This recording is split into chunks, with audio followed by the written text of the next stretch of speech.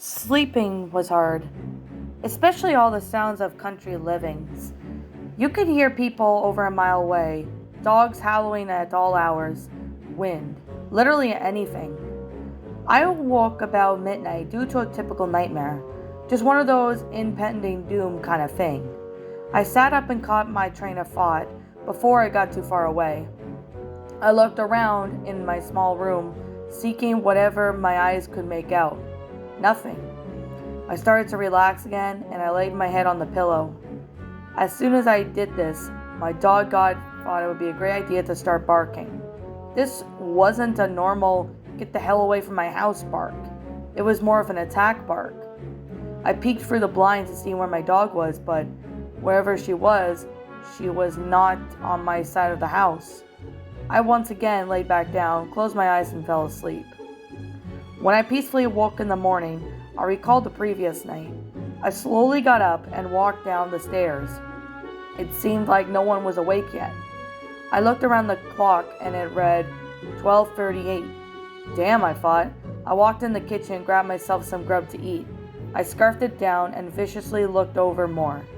Just like my other Saturday where we were almost out of food, that's when my mind started to click, and I realized my parents and siblings were probably out grocery shopping or something.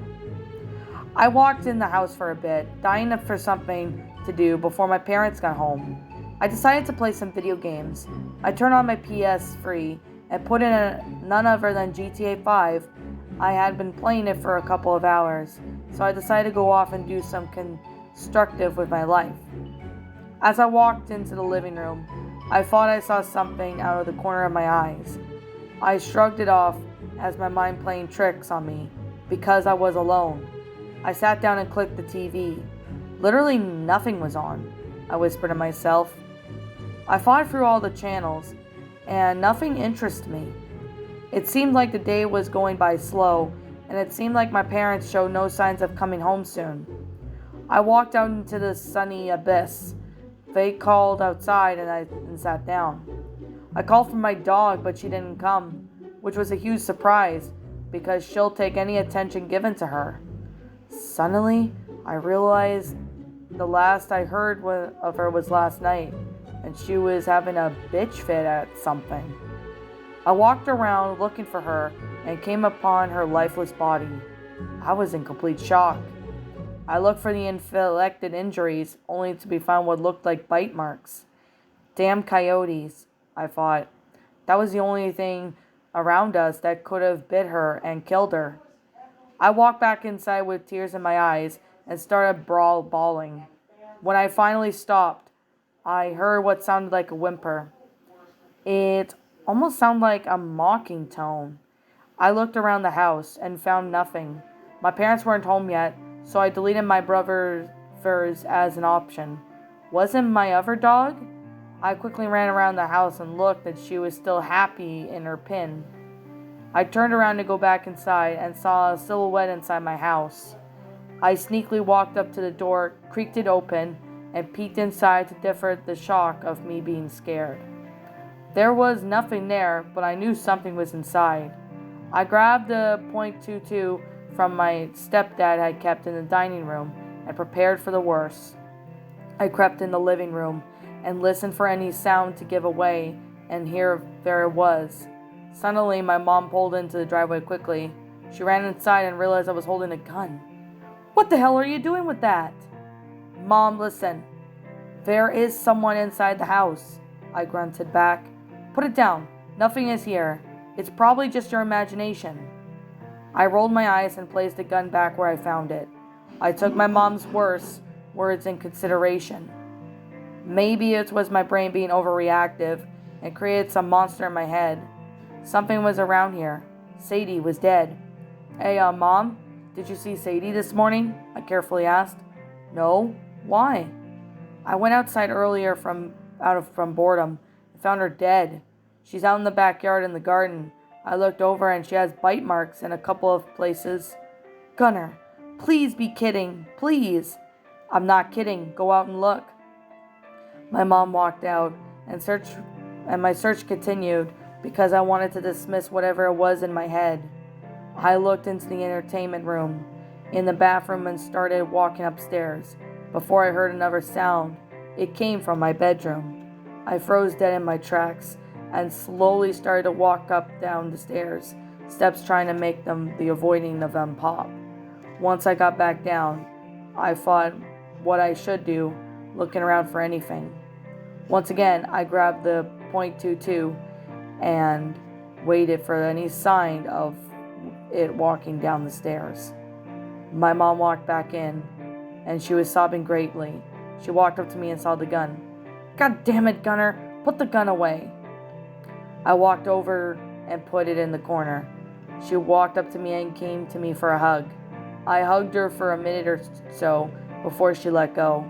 I gently tried to comfort her by sitting her down and telling her it'll be okay and all that bullshit.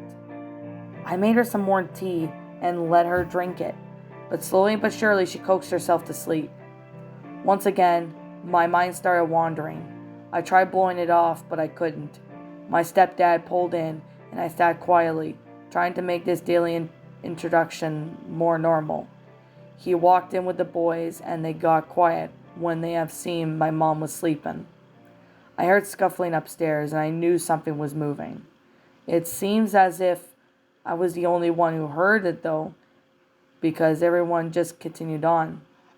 I could only imagine what tonight was going to be like, and I was honestly scared, but I managed to hold myself together. I opened my eyes to the sound of something scraping against the corridor wall. I cowered down and pulled my blankets up as far as I could. My movement made the bed creak, and then the noise stopped.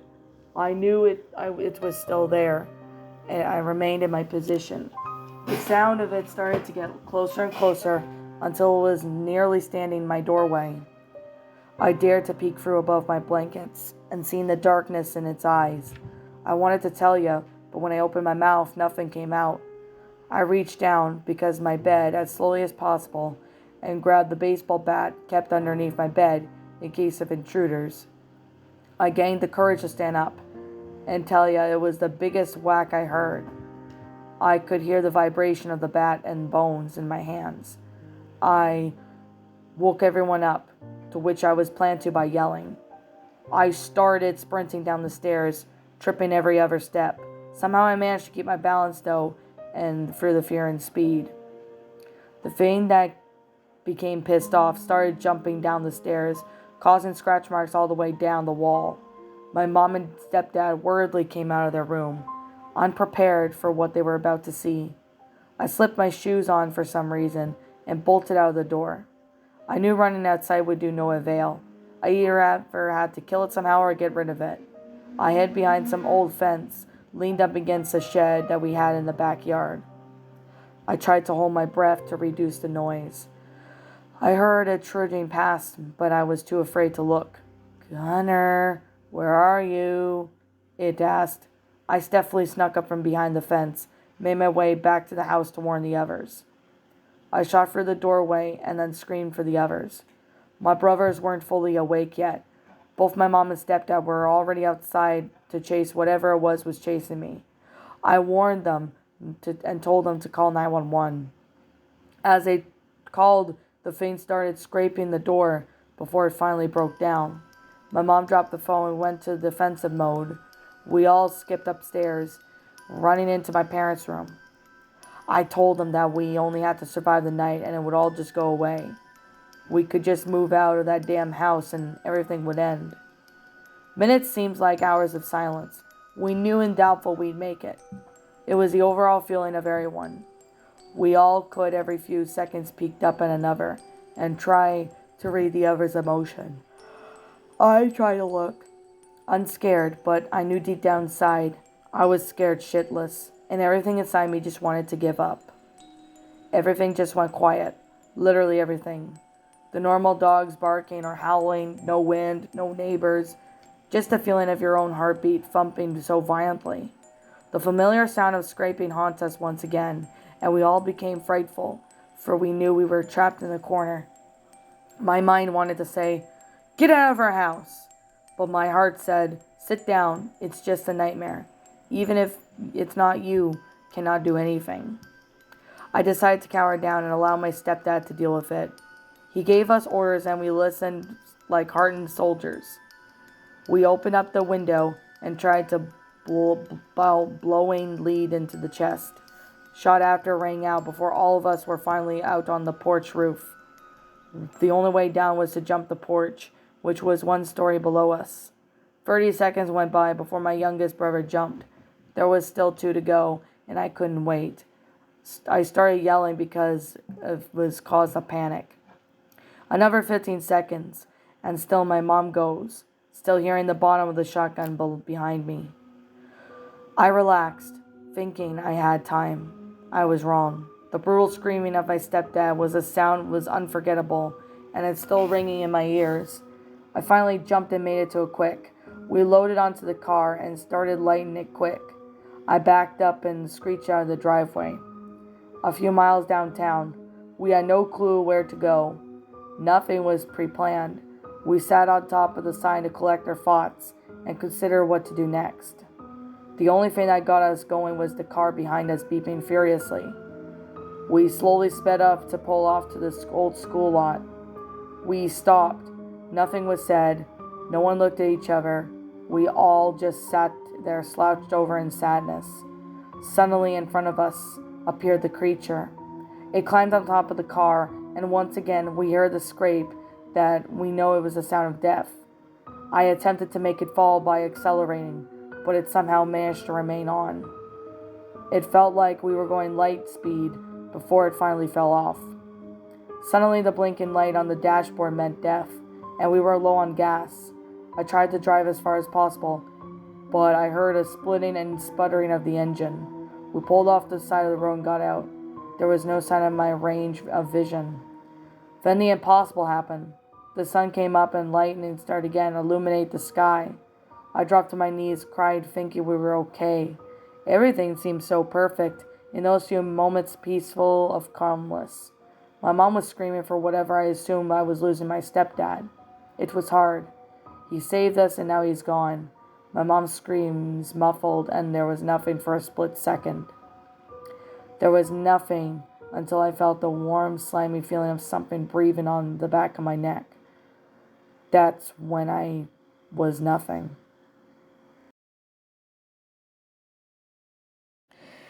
Well, that was Country Living, a regular creepypasta. My final thoughts on this story? Well, I could definitely say it's a pretty good story. Now, with the creature that is going after, I think it could be probably a skinwalker or something. I'm not really sure what this creature really is in this story because it doesn't really, explain or anything. But I'm assuming that it might have been just a maybe skinwalker or whatever because it kind of gives us a little bit of information, but not really very much if you understand where I'm coming from with this. But like I'm going to say, I don't really know. It just kind of goes from 1 to 100 pretty quickly if you understand where I'm coming from. So, yeah. To be fair, I honestly really found this story to be, it's a good creepypasta. It does have a good, concept and stuff of what it's supposed to be. And I honestly really have to say it's does have like an interesting concept. I'm not gonna lie. But this story honestly does have somewhat of a good concept, but it just kinda I don't know, to be honest. I haven't heard of this story, but I did hear a few people narrate it, so I decided to give this one a go. So, yeah, it is a pretty good story. So I definitely have to say it's a good one. But like I said, it's just is what it is. But like I'm gonna say, this story just has like a really good concept. I mean, I thought that this was actually quite interesting, and it does have a really It does have time and effort into the story, so I definitely gotta say that one's good. That it does have time and effort into the story. So, with that being the case, that being said, I'm gonna sit here and just say, to the author of the story, I can't seem to find out who you are. If you happen to know who you are, let me know who you are in the comments below, because I'll be sure to give you proper credit if I do find out who you are. So, I guess with that being the case and that being said, this is just my own opinion. And if you happen to disagree with me, that's fine too. We're all entitled to our own opinions regards to these creepypastas. This is just my own personal thoughts. I'm gonna give this story at least a 10 out of 10. It does have a great concept. It's really well made. I do like it. It's a pretty great concept.